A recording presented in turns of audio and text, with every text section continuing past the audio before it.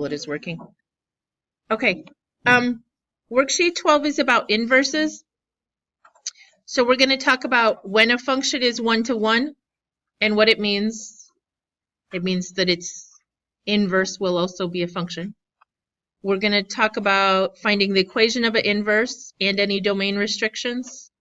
We're going to talk about verifying equations are inverses or not, and graphing a function and its inverse. Okay? This should all be stuff you've done before in Algebra 2. So hopefully it's an easy review day. Quick warm-up. Let's graph this one. I have no idea if I made this very graphable or not. And then we can talk about discontinuous.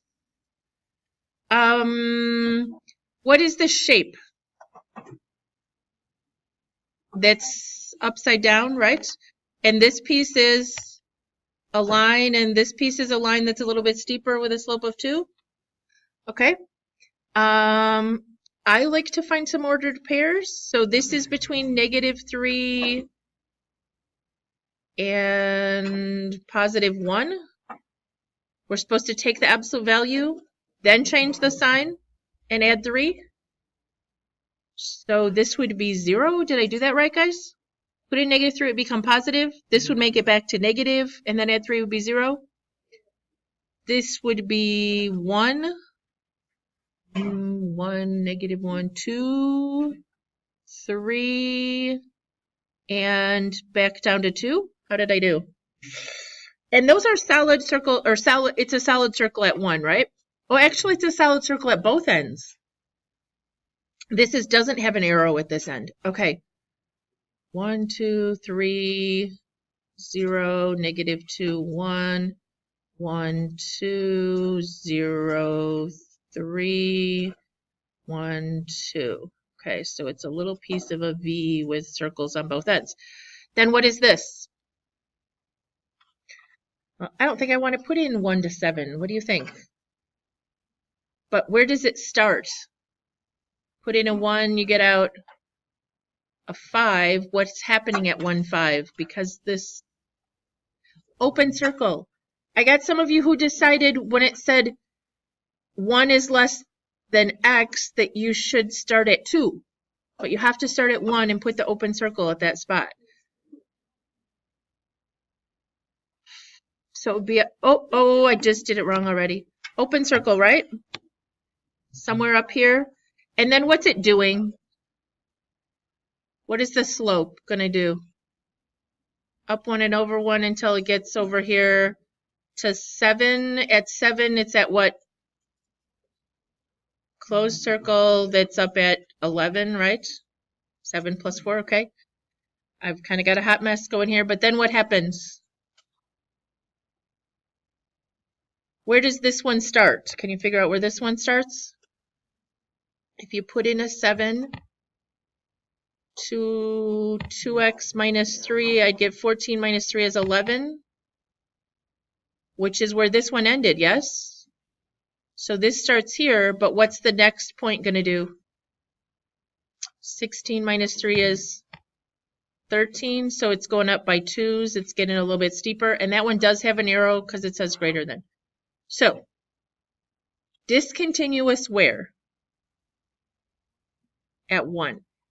Again, discontinuous will either occur like here where there's, or here. Basically at 1 or 7. Because that's where it changes rules. I mean, I suppose you could say it's discontinuous at -9 because there's no rule for it, but I'm not going to ask you that, okay? Any questions?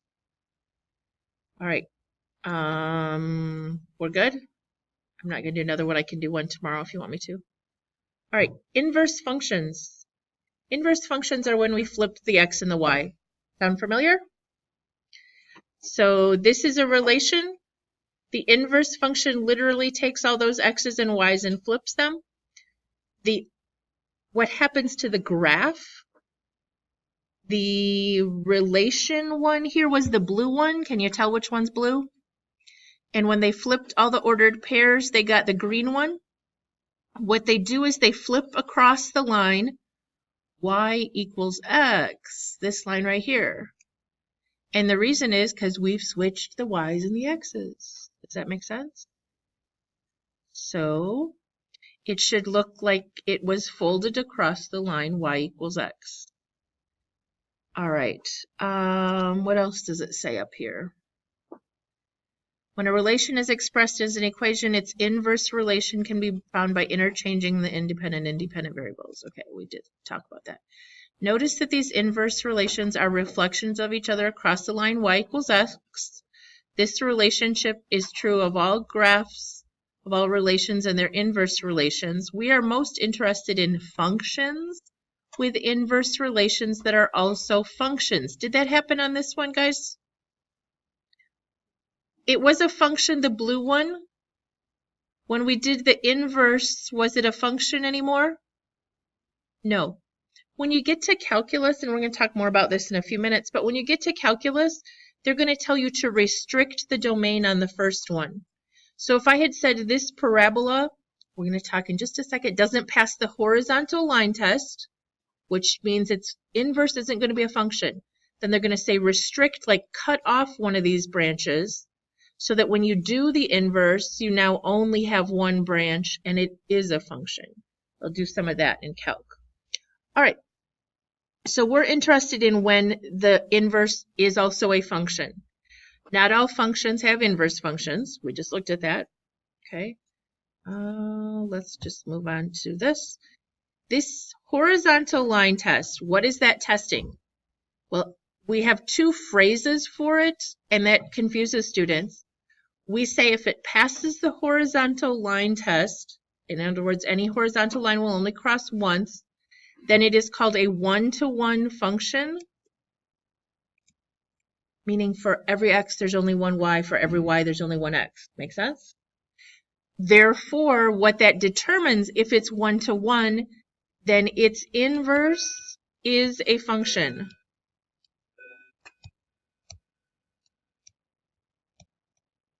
So if it passes the vertical line test, it's a function. If it passes the horizontal line test, its inverse will also be a function. And it's called one-to-one then. All right, so here it is in your notes. They are inverses if and only if. When you switch them around, it's still an element. A becomes AB. If the inverse is also a function, then we can use this notation, okay, which does not mean 1 over. Everybody okay with that? I don't know why don't they come up with better notation? But this does not mean 1 over f of x. Normally, a negative exponent means it belongs in the denominator, but when it's in the midst of function notation, it doesn't mean that. It means the inverse of f of x. Okay, this is been found the inverse, okay? A function is an inverse function if and only if it passes a horizontal line test, the original does. So if a function passes a horizontal line test, it's said to be one-to-one because there's every x is matched with only one y, means neither the x's nor y's will repeat, and it means the inverse will be a function too. Okay, gone over that twice. We clear? That vocabulary. Okay, so graph and determine whether its inverse will be a function. Is this original one a function, guys?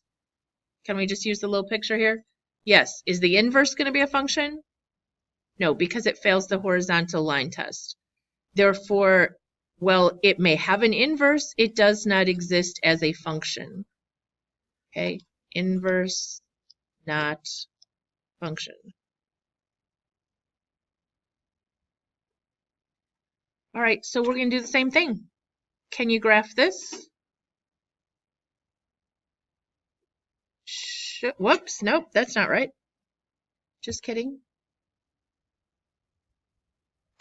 Anybody remember what this is the reciprocal function and it looks like this? Is it ever perfectly horizontal? No, so would it have an inverse function? Is the function, okay, does it pass the vertical line test? Yes. Does it pass the horizontal line test? Yes, it does, because it's never perfectly horizontal. It continues to get closer and closer here. So it is a one-to-one function, which means what? Its inverse is going to be a function. Does anyone notice anything about its inverse? It is exactly the same. If I flip that across this line, won't this branch just, okay, it is its own inverse. All right, what are we supposed to write? Does the inverse function exist? Yes, it does. All right, this one, if we graph it, do we need a calculator? We know what that looks like, don't we? It is a parabola. And does it pass the horizontal line test? No. So the way it's written, the inverse will not be a function.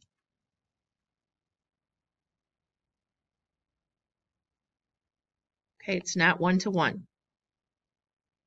We're going to talk later about, like, if you want to say I'm going to cut off that branch and I'm going to restrict the domain on this original function, then I could make it one-to-one. All right, this one, I'm going to need some help.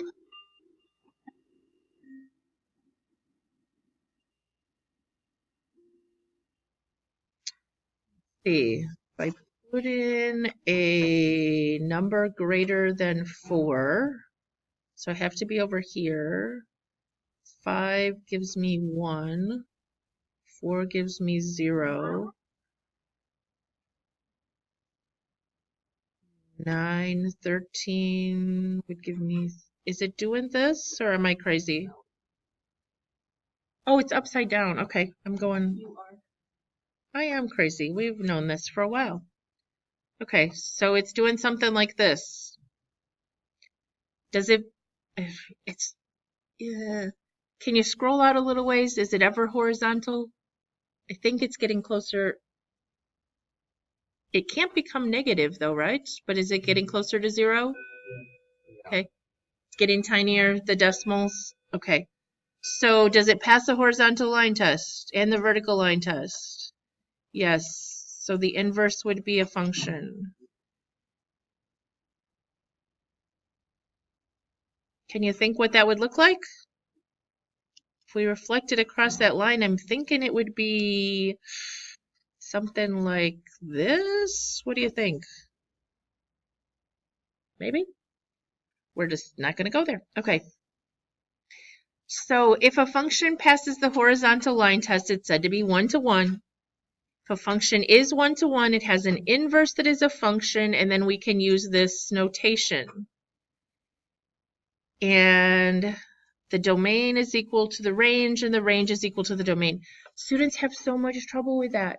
But if it's an inverse, all the x's and y's switch, so the domain becomes the range of the new function, and the range of the old one becomes the domain. Does that make sense?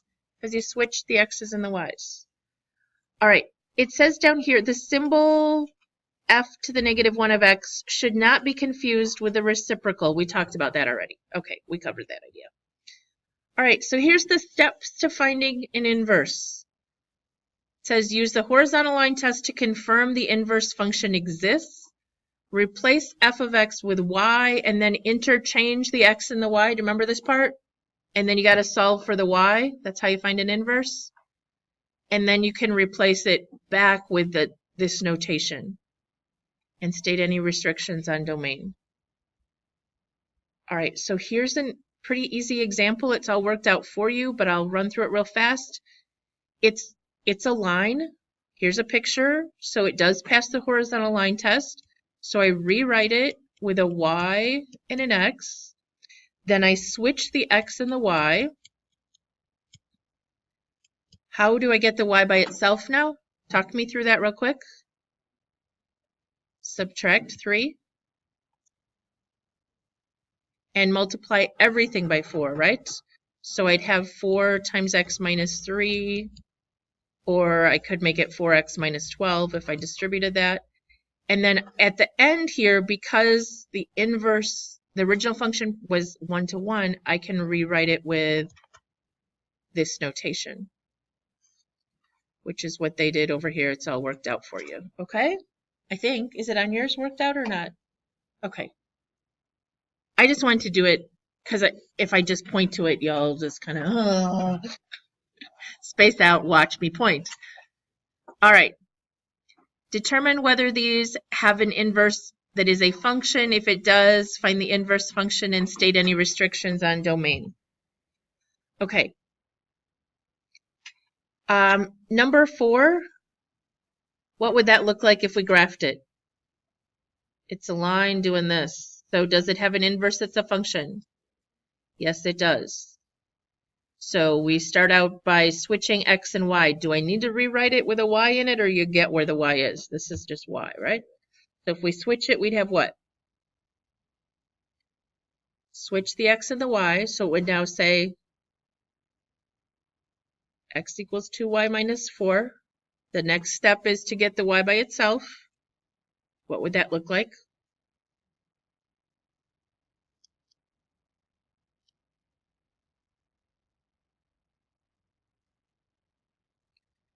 Now, you said it was a yes, so when I get down here to the bottom, instead of y, I'm going to write what? F to the negative 1 of x. Is that weird notation? Now, I can leave it x plus 4 all over 2. I'm okay with that. What would that look like if I simplified? 1/2 x plus 2. Nobody's just going to do the 2 into the 4, right? It's got to go into both, so it would be 1/2 x plus 4. All right, number 5. Is this a, let's see, it's moved right 1 and up 2. Is this, it is a function, but is its inverse a function? No. Oh, for fun. Let's do what we're going to have to do in a minute. Let's find the inverse anyway. And eventually we could talk about restricting it. But for right now, let's just find the inverse anyway. What would it look like? This would become x and this would become y. Now what? Not square root yet. Isolate it first, yes. Subtract the 2 over here, so we have x minus 2. Then we would need to do what? Square root. And it would have a plus or minus if we were not restricting the domain, as we square rooted a variable. And then we do what? Add 1. So we'd have plus or minus the square root of x minus 2 plus 1 equals y. And we can't rewrite it with the f to the negative 1. But this is a square root graph that's shifted where? Right 2 and up 1. And then it has both branches because of the plus or minus. Does that make it look like an inverse, guys? Does it look like it reflected across that line? Okay. You have to put the plus in y1 and then rewrite the whole thing with a negative in front in the y2. Yep. I don't believe there's a plus or minus, not that I know anything about. The actual answer to this question was probably no, because it says, is it an inverse? Is the inverse going to be a function? All right, what we're going to talk about in a minute, if we took the original red right here, how could we have restricted it so that it was 1-to-1? Restrict the x values, okay? Which side do you want to cut off? It doesn't matter to me. You want to cut off this left one? Okay, so we would have said x values only greater than what? Where was this original vertex, guys? Was at 1, 2, right? How would we say to the right of that? If we restricted the original domain to 1 to infinity, then we wouldn't have had this branch. When we did that, this would now have only had a range restriction of what? This becomes the restriction on the range. So it would have had to be greater than 1, so this branch would have been cut off. Okay. That's not something I'm going to ask you on a pre-calc test. All right. What about this one? Can you graph this? I think it's just an inverse function that's kind of stretched, which means it may look funny on your calculator. And it's shifted over here. It probably looks really steep unless you do like a zoom decimal. Do you need me to look at something, guys? Okay. Did anybody graph this? If you do 5 divided by x minus 2, does it look like that? Okay. And it probably looks really vertical, but it shouldn't. It may even look like it stops on the screen because that has to do with the calculator pixels and stuff. Anyway, what do you think? Pass the horizontal line test? Yes, this one is 1-to-1. So, what do we start by doing?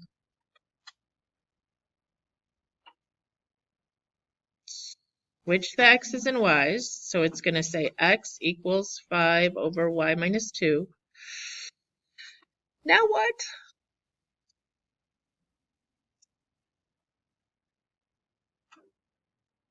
Yeah, can we just kind of cross multiply? Does that make sense to everybody? So we're going to have 5 times 1 going this way. And going this way, we have x times y minus 2. Can you distribute that for me? xy minus 2x. Now what are we trying to get by itself? The y. So what do you want me to do? Add the 2x over the other side. So we have 5 plus 2x, or 2x plus 5. And then divide by x. So we have y equals 5 plus 2x, or 2x plus 5, all over x. Can we rewrite this? What did we say? Yes, but can we use the -1 notation? Yeah, because it was a function. If you type this in your calculator, this is kind of hurting my brain, I think, is it going to be, I don't know. Did anybody type this new one in?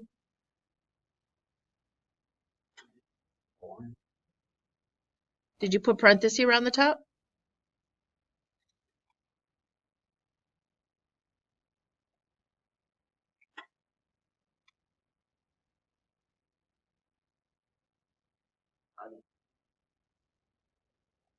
Did you put the plus in? Hey guys, what was the original function?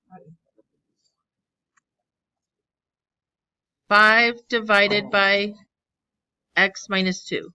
Okay. And the new function is parenthesis 2x plus 5, or 5 plus 2x, whichever order you want to write it in, divided by x. Did you figure out what you did, Fatih? Oh. So here's my original, and here's the new one. Those of you with color calculator, it looks much nicer because they're 2 different colors. And it's also not a great window because it's kind of stretched. The other thing I could put in is y equals x, just so you could see that line that reflects across. I'm also going to do what's called zoom square, which will make it not be stretched so much, I think. I don't know. Okay, now it does kind of look like it reflects across the line. If you can see the screen, we probably need to turn the light off. But all right, I'm going to take a picture and move this one to the next page because I'm out of room. Yes. Yep.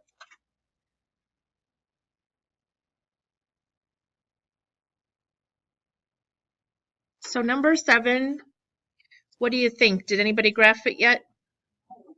1, 2, 3, 4. I think it's just this up here, right? It doesn't have any bumps in it because it's just a straight up cubic. There's no, just been shifted up. So does it pass the horizontal line test? It's not ever going to cross more than once. It doesn't flatten out here, it just changes and like an inflection point kind of. Okay, so yes, it's 1 to 1.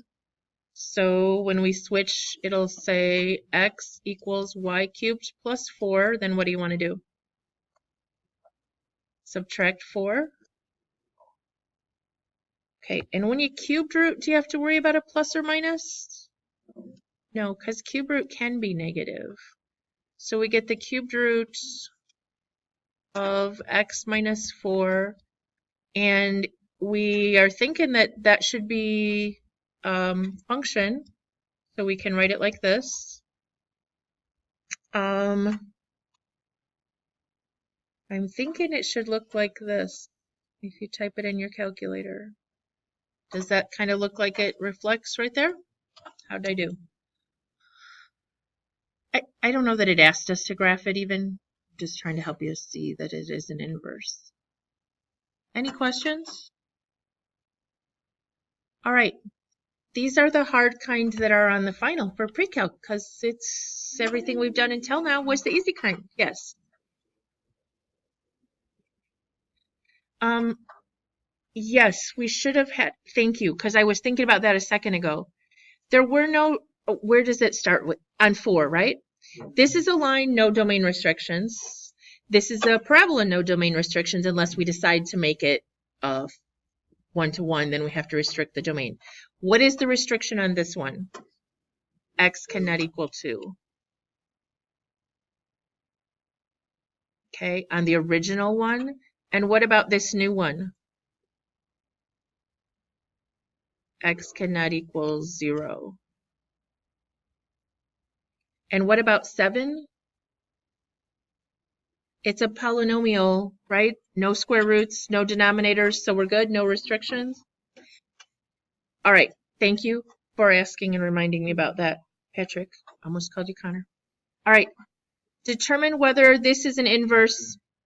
Okay, did you graph this yet for me, guys? X divided by x plus 4? Anybody? Is it passed in the 1-to-1 test?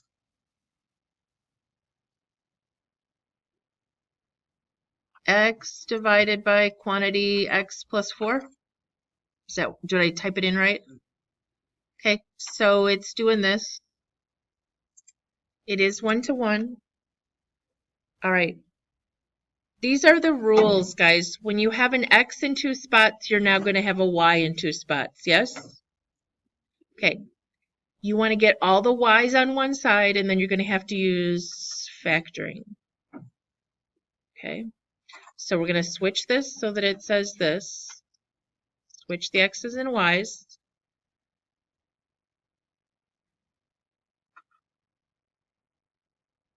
First, you're going to have to cross multiply, okay? Because right now the y's are on one side, but you can't isolate them. So we're going to kind of cross multiply, do that thingy. Then we're going to get all the y's to one side and factor. Everything without a y on the other side.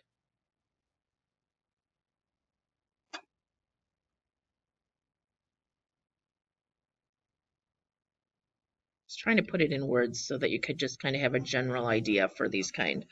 All right, so if we cross multiply, we'll have x times y plus 4 equals y over 1, right? Y times 1. Did I lose anybody yet? Okay, I'm going to distribute. Now, I need to get all the y's back on one side. So I'm going to move this. Is that okay with you? So now I have 4x equals, what happens over here? It's still y minus xy. Now it says factor. What am I talking about?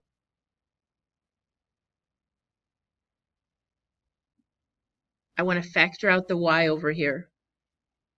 So it's going to say 4x equals y, parenthesis. I'm taking out the common y. What's left? Be careful. 1 minus x. Everybody good? Okay, now what? I'm trying to get the y by itself. Yeah, divide by the 1 minus x. That whole quantity. Yes, it is gross, but this is what's on the final. It's one like this.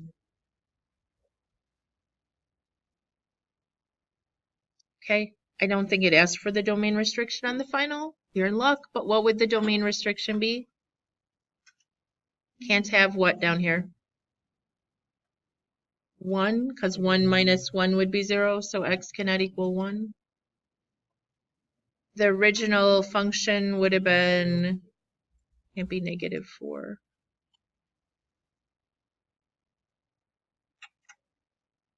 I don't think it asked, I didn't ask for domain restriction on the summative.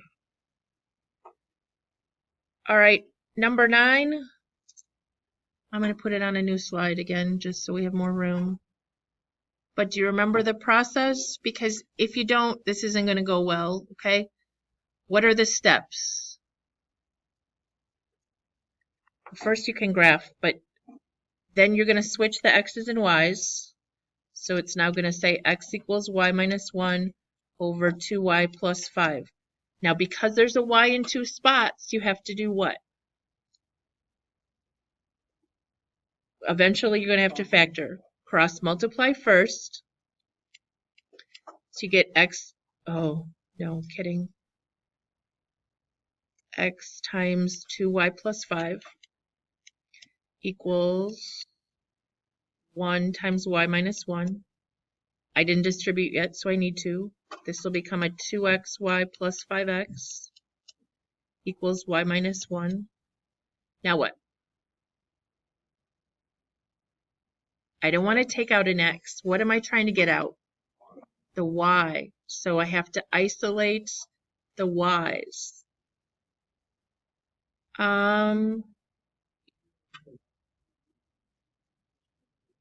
If I divide by y, let me show you what happens. This becomes 2x. This becomes 5x over y. This becomes 1, and this becomes 1 over y. Did that get any better? No. Hannah? Somehow I need to get the things with a y on one side and the things without on the other side. Yes. I probably would agree with Hannah and subtract the 5x over here, but what Andrew said is probably okay. We could add the 1 over here and then move the, doesn't matter which way you move stuff. You'll get slightly different looking answers, but that's my job to determine if they're equivalent, okay? So right now I have 2xy equals y minus 1 minus 5x. What do I still need to move? This y over to the other side. And how do I do that? Subtract it. So some of you might have done that in one step. But remember, this is still 2xy minus y. And over here, we wrote it kind of weird. Now what? What? Factor out the y. 2x minus 1. And then divide by that, right?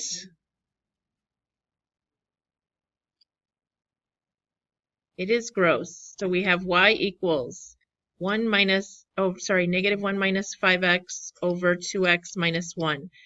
Or, does anybody know what that's equivalent to? Did anybody do it differently on their paper?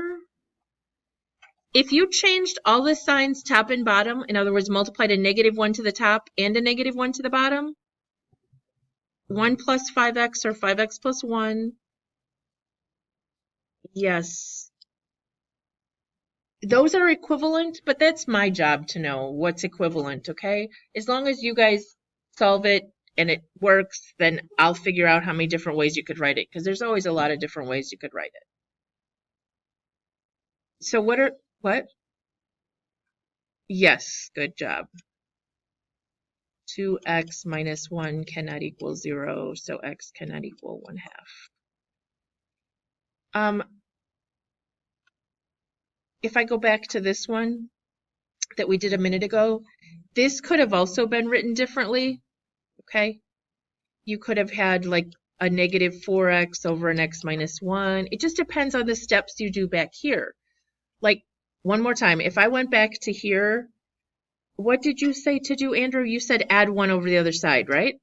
So then it would have said 2xy plus 5x plus 1 equals y. Then I could have subtracted that over there, so it would have said 5x plus 1 equals y minus 2xy. 5x plus 1 equals y times 1 minus 2x. And divide it over there. Yep.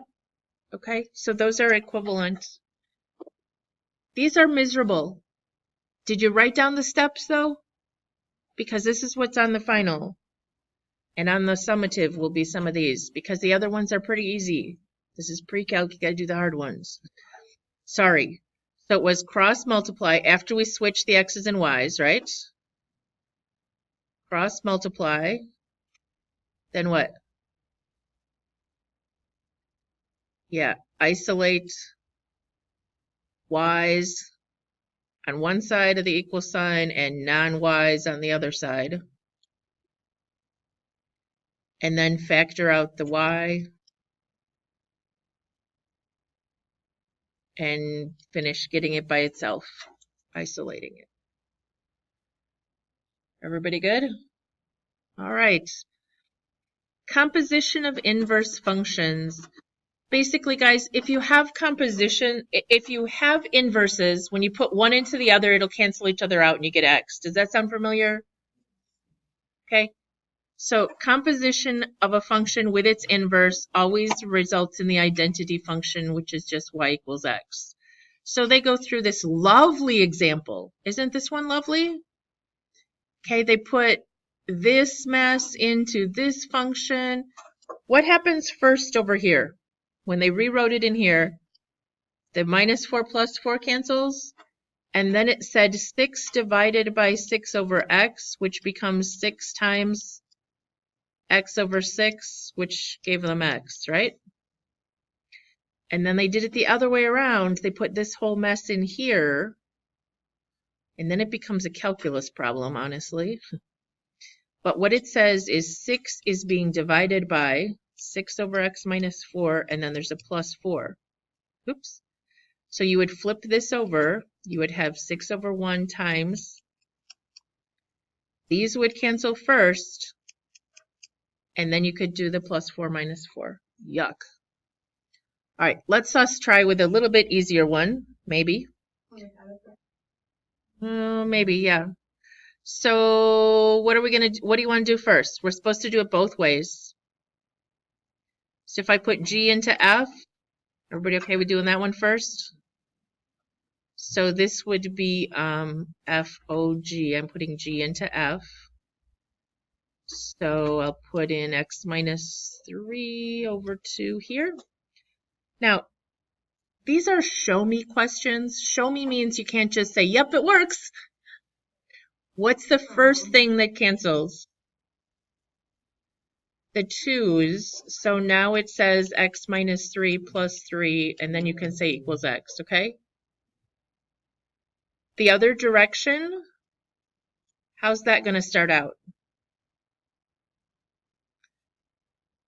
I'm going to have x minus 3 on the top of 2, right? But in for this is going to go 2x plus 3. What cancels first this time? Plus 3 minus 3, so I end up with 2x over 2 equals x. So we proved algebraically that they are inverses. And I didn't worry about domain stuff, because they didn't. I don't think you have that example. Sorry. I can print it for you if you want. This one says use this to graph the inverse. Anytime they ask you to graph an inverse, guys, if you can't figure out how to rewrite the equation, because they didn't even give you the equation here, what you want to do is you want to pick some ordered pairs and do what with them? Flip them around and then figure out how it graphs. Okay, so let's try one. I don't think you even have this one. This one clearly goes through what ordered pair? negative 1, 1, and down here it goes through negative 3, is that right? 1, 2, 3. Okay. So what would the new one go through? If I switch those around, this would go through 1, negative 1, and it would still go through negative 3, negative 3. So does that look like it flipped across the line here? Anybody know what this one would look like? It would do something like that. Okay. Anyway, moving on. So we're supposed to do this one, yes? Okay. It goes through 0, 0. Is that going to move? Nope, that's its own inverse. 1, 1. Own inverse. 2, 2. Still staying. This isn't helping much. If I pick this and say it's going through there, even though I can't tell if it is, it's maybe 3, 8. So the new one would go through 8, 3. What should it look like, though? It should flip this way. This is not one I would ask you to do on a test. Do you see what should happen? The little loop-de-loop should flip that way. I don't like that question. Honestly, I would give you a line, okay? I would give you a line probably and say find the inverse. All right, this is important and I have 1 minute left. How would you restrict this domain so that its inverse was a function? Right now the domain is all real numbers. What do you, if you want me to cut off which half? Okay, what is the new domain? Okay, or you could have said I want to keep the left side, which would have been this. But it's going to ask a couple homework questions on how would you restrict the domain so that it was 1 to 1. That's it. This is, we didn't get to the applications, but this is what's assigned. Okay, it's on your assignment sheets. Woohoo! Look at you. I don't think anyone else is even using their blue sheet. They should be. Good.